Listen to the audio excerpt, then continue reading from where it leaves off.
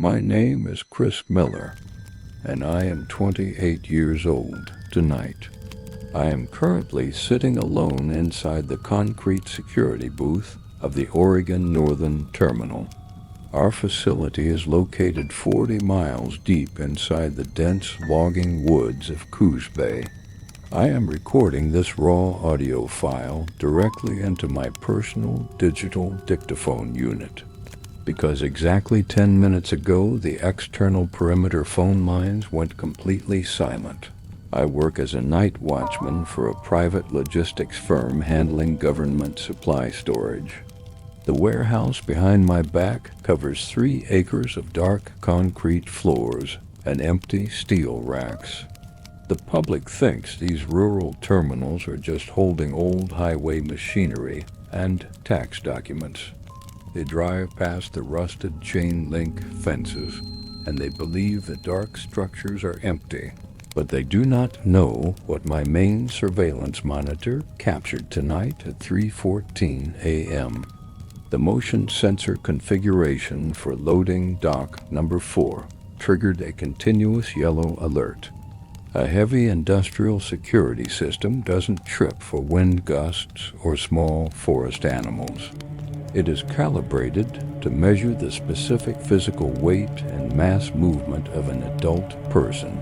The terminal screen showed that a tall, dark silhouette was standing right against the rolling iron doors. The digital camera feed glitched out, completely showing heavy tracking noise and horizontal grain lines.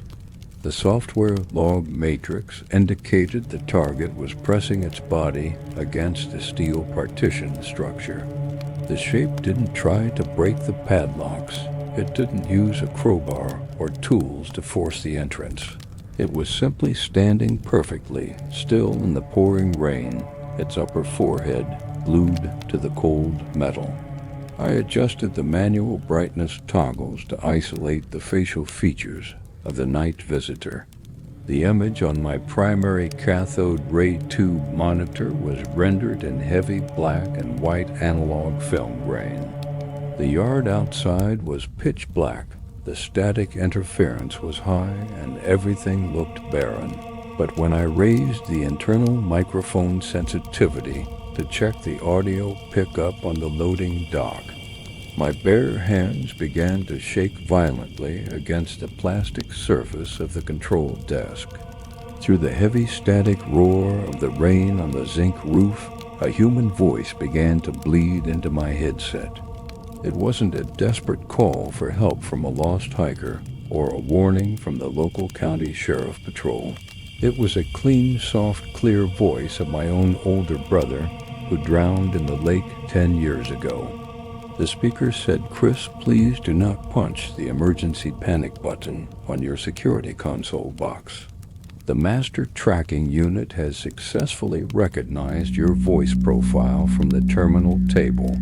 The cleanup team is ready to open the lower basement storage floor for the final inventory shift." The digital indicator light for loading dock number 4 on my main panel snapped from yellow to blinking red. The heavy mechanical vibration wasn't coming from the storm outside, it was tracking through the concrete floor. The deep automated log files on my screen began to refresh running rows of unreadable software data. The unknown mass on the other side of the rolling iron doors didn't retreat back into the wet Oregon woods. I heard the loud metallic scrape of the structural steel frames bending inward under an immense weight. And then, from the dark depth of the main warehouse aisle, number 6, the first footstep echoed. It was a slow, heavy, deliberate step of a fully grown man walking across the empty concrete floor plates. The sound was perfectly clear, bouncing off the empty steel storage racks inside the sealed building. But all the external padlocks were intact, and the heavy iron master keys were still hanging on my utility belt. Through my high-definition headset, the voice of my older brother grew intensely loud and near. The transmission stripped away the background static noise of the rain turning into a dry, freezing whisper. The speaker said, "Chris, do you remember the winter of 1996 when we stole that copper wire? You hid the metal cutters inside the ventilation shaft behind the garage, counting the screws on the grill. You thought the low scraping sound beneath your bed sheets at night was just the movement of the old house. But I was already sitting there in the dark crawl space, tracing your breathing intervals with my fingers." A cold wave of absolute panic slammed against my ribs, making my chest cavity lock up completely. That memory was a private childhood fragment I had never shared with a single person alive on Earth. My brother could not have known those exact numbers because his body was pulled from the lake 10 years ago. The primary surveillance screen on my desk glitched out violently, running thick horizontal scan lines. The backup halogen lamps on the concrete wall flickered twice, shifting from white to a pale, suffocating violet color. The strong smell of burnt electrical insulation, sulfur, and old industrial machine oil flooded the room. I reached my trembling right hand toward the master telephone line to call the county dispatch operator, but the plastic handset in my grip was completely dead frozen without an internal current or tone. Then the central log screen refreshed, displaying a single line of raw system text in a solid white font. The message read, "The internal search infrastructure has passed the secondary segmentation criteria. The conduction core is currently integrating your active memory patterns with the files.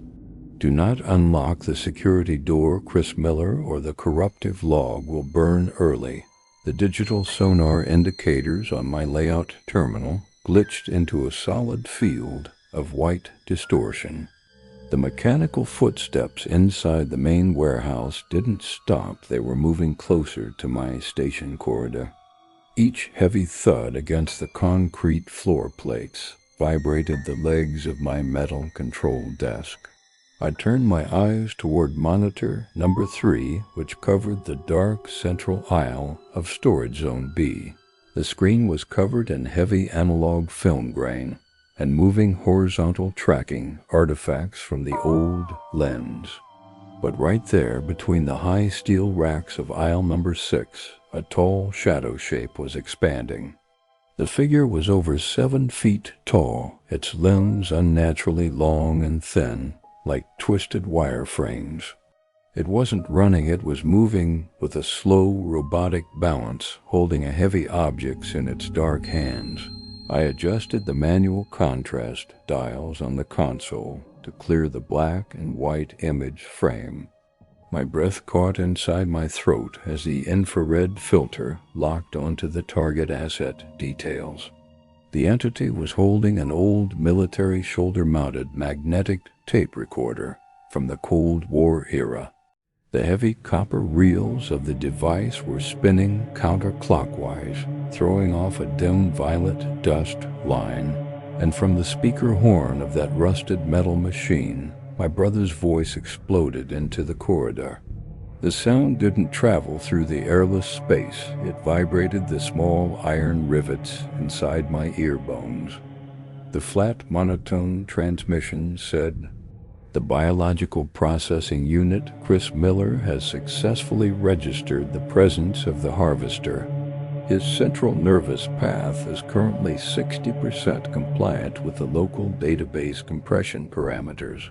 Do not attempt to exit the secure booth terminal through the rear emergency escape hatch doors. The software requires his active conscious vision to complete the structural format of the sector." I pulled my loaded heavy caliber service revolver from its leather holster on my tactical vest panel. My hands were sweating so hard the checkered plastic grip was slipping against my trembling fingers. I aimed the iron sights straight at the thick, reinforced glass viewport, looking into the main hall. The warehouse outside was dead silent, the rain on the zinc roof turning into a distant, muffled hum. Then the master log monitor behind my back flashed with a single automated line of red command text. The screen read, "The audio track has encountered a fatal storage alignment overlap. The predator behind the concrete wall has validated your cognitive location data. Do not break the monitor view or the entry sequence will accelerate." The tall, distorted shadow shape moved out of the third aisle and stepped directly into the security corridor. The heavy steel beams above my head began to emit a deep, resonant hum that made my vision blur.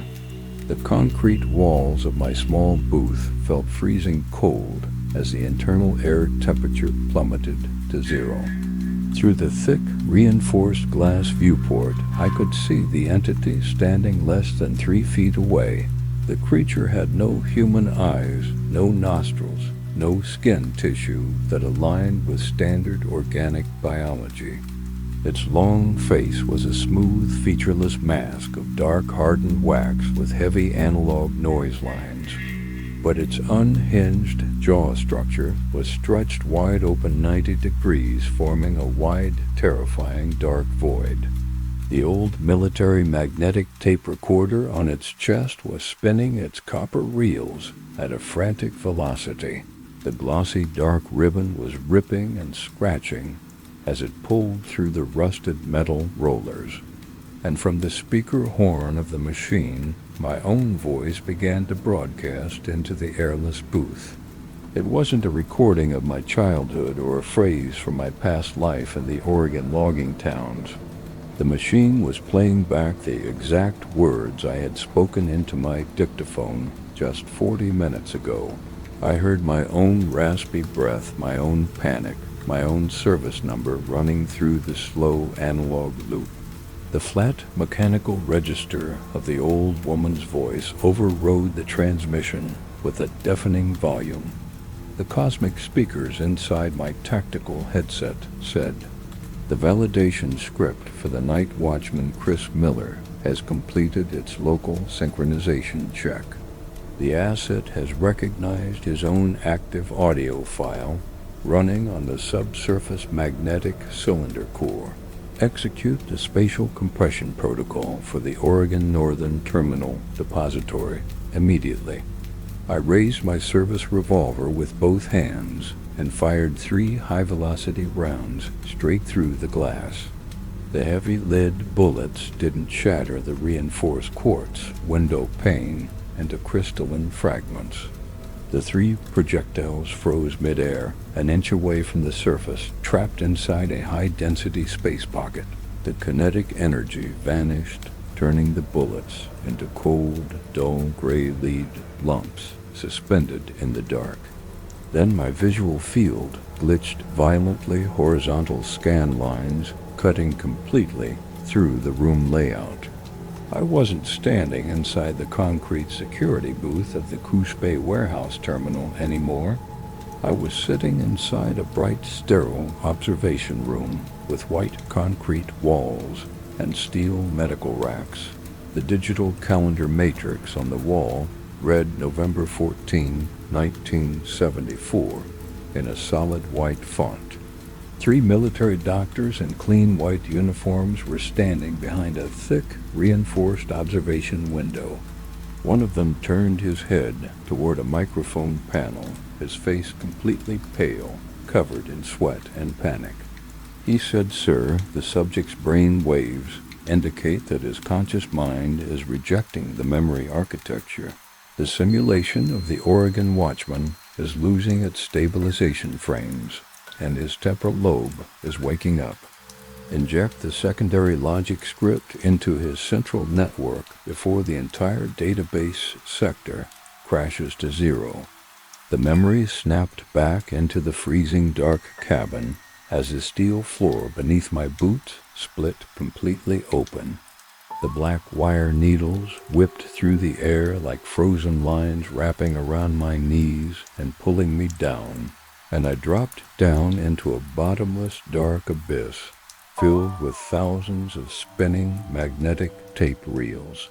The violent sensation of falling through the airless darkness stopped with a heavy mechanical impact. My heavy industrial leather boots weren't hitting the broken steel floor plates of the security booth anymore.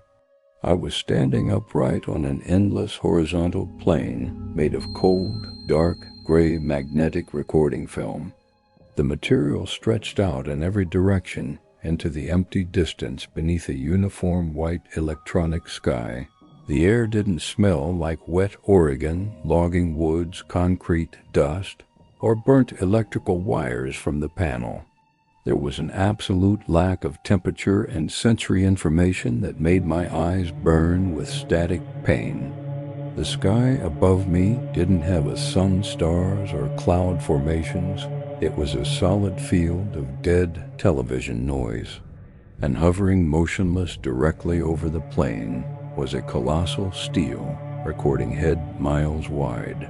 The massive mechanical block was emitting a low-frequency acoustic wave that vibrated through my chest cavity.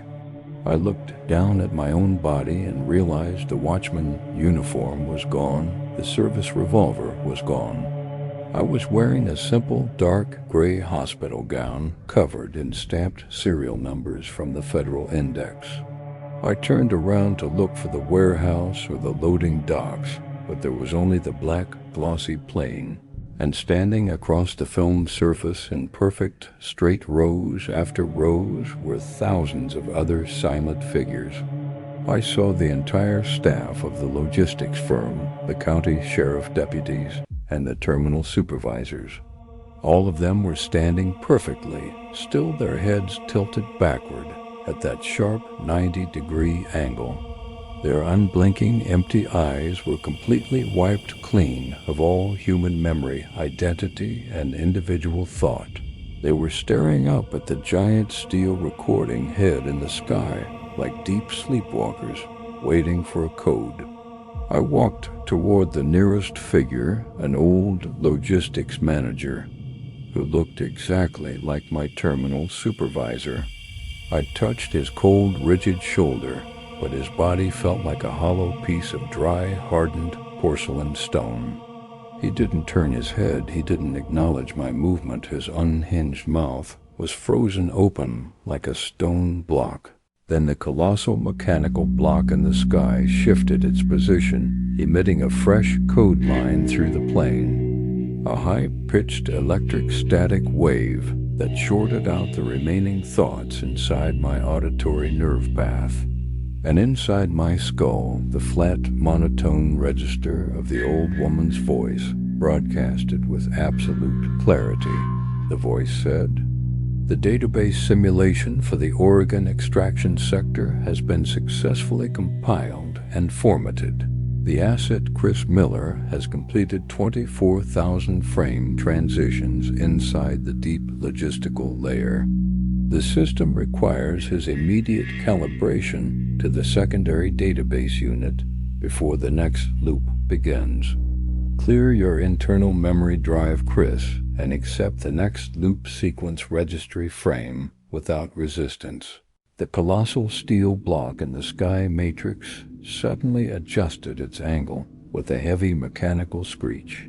The uniform field of dead television noise above my head began to flicker, running black horizontal scan lines. I watched as the glossy dark surface of the magnetic film beneath my bare feet began to display images.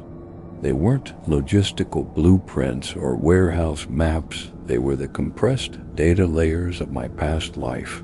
I saw the kitchen of our old house, the lake behind the woods, the copper wire we stole in winter.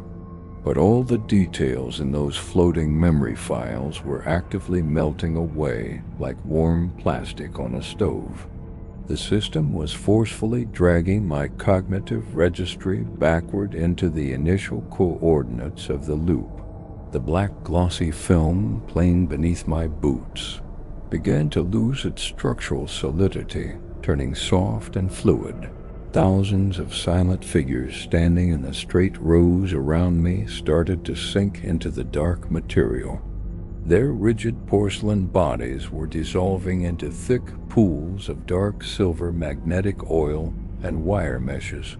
They weren't human beings, they were just biological stabilizers holding the simulation infrastructure online. I tried to run toward the edge of the plane, but my legs refused to obey the primary motor signals of my brain. The air grew so dense with the smell of liquid ammonia chlorine and old papered charts that I began to choke. The flat, monotone register of the old woman's voice broadcasted from the giant steel structure above my head. The cosmic speakers filled the empty plane with absolute high-definition digital sound resonance. The voice said, "The transition vector for subject Chris Miller has encountered a critical logic overlap inside the core. The asset is attempting to retain 24% of his previous childhood awareness frames. Increase the electrical voltage of the acoustic dampening frequency inside his neural pathway lines. Do not let the biological component look at the tear in the 1996 registry files." I looked down at the moving film strip and noticed a massive jagged crack splitting the glossy texture open. Through that narrow tear in the ground, I didn't see soil or concrete foundations or wet Oregon woods. I saw a long white clinical hospital hallway filled with modern fluorescent light tubes and steel racks. I saw two men in clean white medical uniforms standing directly above my metallic operating chair. One of them was holding a small silver syringe filled with a thick violet fluid preservation matrix, and the entire gray desert plain around me began to vibrate, turning soft and transparent like thin tracing paper. The gray film plane vanished completely, like a projector lamp turned off by the main circuit switch. The smell of liquid ammonia chlorine and old paper charts disappeared in a single millisecond from the air. I was sitting perfectly upright in a heavy high-back operating chair made of cold iron and vinyl straps. My long arms and my thin ankles were locked tightly inside wide leather belts with heavy iron buckles. The environment around me was a massive circular room with seamless white concrete walls and floor tiles. There were no windows, no exit doors, no curtains, no wooden tables anywhere in sight across the perimeter.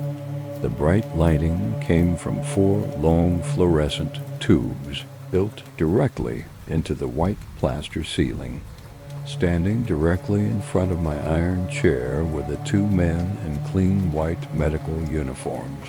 They didn't move their limbs, they didn't breathe, they didn't look at my face with human eyes. I looked closer through the blinding light and realized their faces were completely smooth and featureless. They were made of a pale white translucent porcelain plastic like industrial display clothing mannequins. The skin on their jaws was cracked open in a permanent, rigid smile that didn't reveal teeth or flesh, and inside the cracks of their broken faces, I could see hundreds of sharp needles of black obsidian glass. The crystal silica was growing inside their hollow bodies, vibrating at that high-pitched tinnitus frequency. The small silver syringe held by the lead mannequin was dripping that thick, glowing neon violet fluid matrix. The liquid fell onto my bare knees, burning the skin, turning the cells into dark silver magnetic oil rose. The speaker unit on the concrete wall above my head activated with a sharp electric static feedback roar. The flat, monotone register of the old woman's voice came through the broken speaker cones with clarity. The voice said, "The psychiatric hospital logic script has failed to contain the consciousness of asset Chris Miller. The subject has recognized the mechanical structure of the handlers inside the 74 subgrid. The temporal lobe tissue is actively rejecting the medical narrative, and the data core is leaking frames. Initialize the terminal compression protocol for the Cheyenne manufacturing floor immediately. I pulled with all my remaining strength, ripping my old, wrinkled wrists away from the melting leather belts. The skin on my fingers was covered in deep brown age spots, wrinkles, and long, thin gray hairs. I wasn't a 28-year-old night watchman working in the deep Oregon forest terminal tonight. I was an old man trapped inside a broken, dying biological container that had been locked inside this chair. And looking through the cracked porcelain face of the doctor mannequin, I saw my brother's eye code flashing. The text on his digital retina's read database corrupted look behind the concrete wall Chris. I grabbed the heavy metal utility arm of the operating chair with all my remaining strength. I smashed the iron frame straight into the cracked porcelain skull of the medical mannequin in front of me. The plastic head didn't shatter into clean white shards. It burst open like a hollow horn of stone. Thousands of razor-sharp needles of black obsidian glass exploded into the freezing air of the room. The thick neon violet fluid from the syringe splashed across the white concrete floor tiles and current lines. Instantly, the seamless walls of the psychiatric ward began to emit a deep structural musical vibration. The floor plates under my bare feet uncoupled from the walls, turning into a giant circular rotating platform. The entire room was spinning at an impossible speed, like a massive carousel or a concrete railway disc.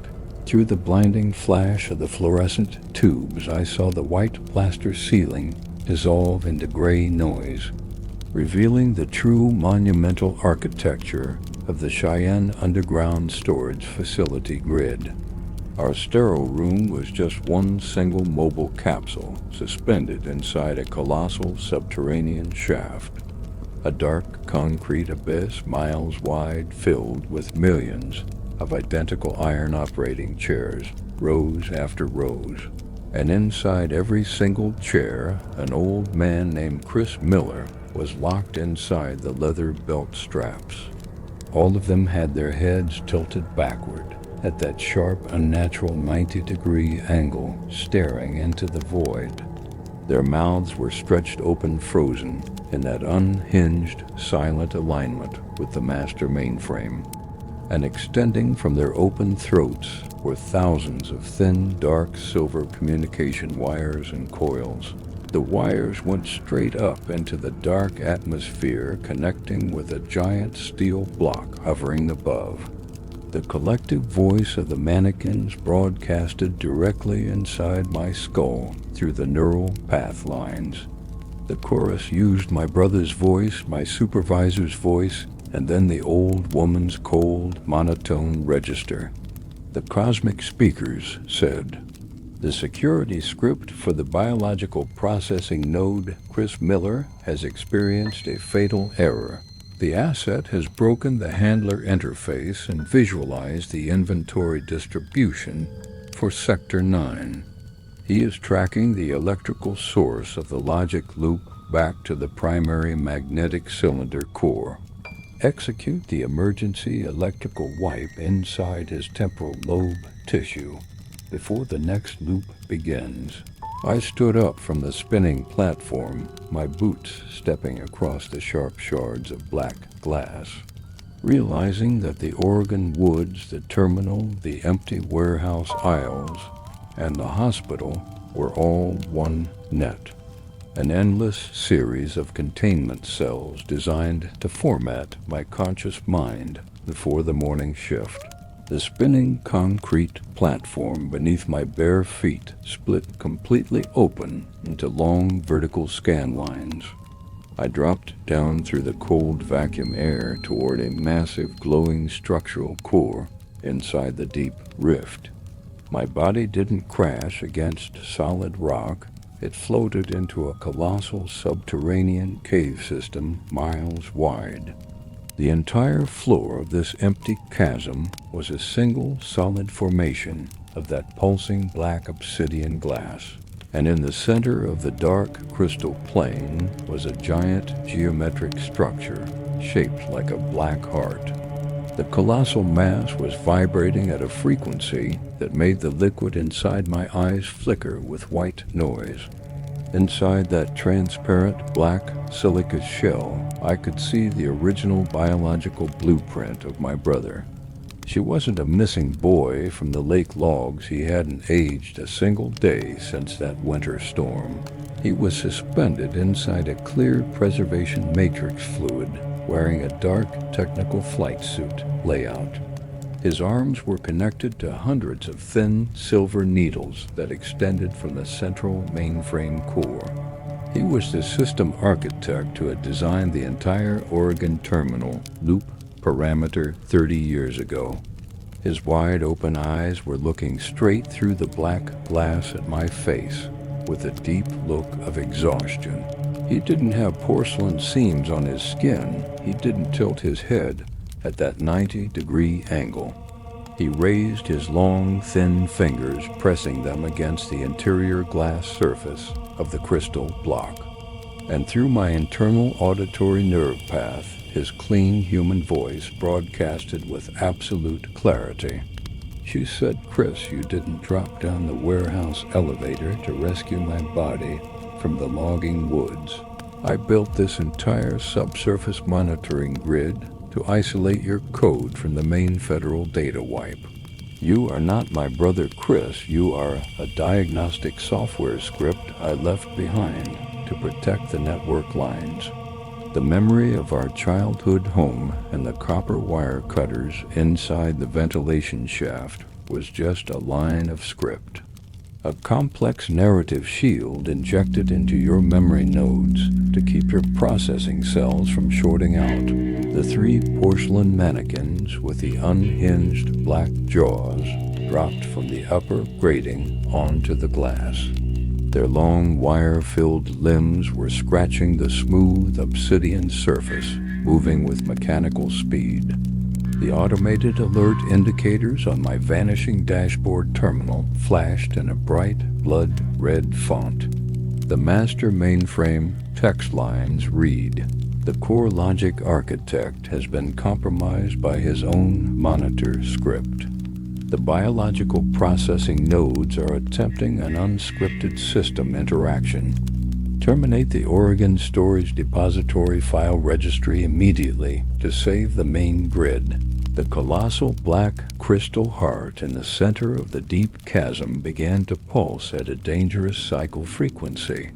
The geometric obsidian glass formations along the canyon floor were shattering into millions of razor-sharp needles. The millions of glass capsules and the porcelain mannequins in the upper rows vanished into a single gray line. The violent vibration inside my head snapped into an absolute freezing silence of 0 hertz data frequency. I woke up sitting upright in a comfortable leather operator chair in front of a wide terminal desk layout. The air inside the room was warm, smelling heavily of dry paper charts, fresh desert pine wood, and ozone. I checked my hands, my fingers, my uniform sleeves. Everything looked completely clean, solid, and stable. The circular depth pressure gauge on the main dashboard was ticking steadily, showing exactly 0 feet altitude. The year indicator on the green phosphor screen display read November 12, 1985. I sat there trembling, staring at the retro cathode ray tube terminal monitor frame below the control panel. The initial system diagnostics logs were scrolling down the screen in smooth, steady vertical rows of code. But the software wasn't running its normal configuration script for the start of the daily mining cycle. A massive crimson text block was flashing in the center of the display matrix, warning the room operator. The text read, "Critical data packet inversion encountered. Subsurface sector Oregon is completely out of all calibration parameters. The primary recording head has deviated from the main track groove." I looked through the thick reinforced glass viewport, looking out into the empty forest plain outside. The dark woods of Coos Bay, Oregon was perfectly calm, reflecting the cold morning sky color. But the horizon line wasn't stable. It was actively vibrating, moving up and down on my screen display, like a digital video image losing its mechanical stabilization frames on a damaged analog tracking reel. The heavy steel door of my command booth began to click from the external corridor side frame line.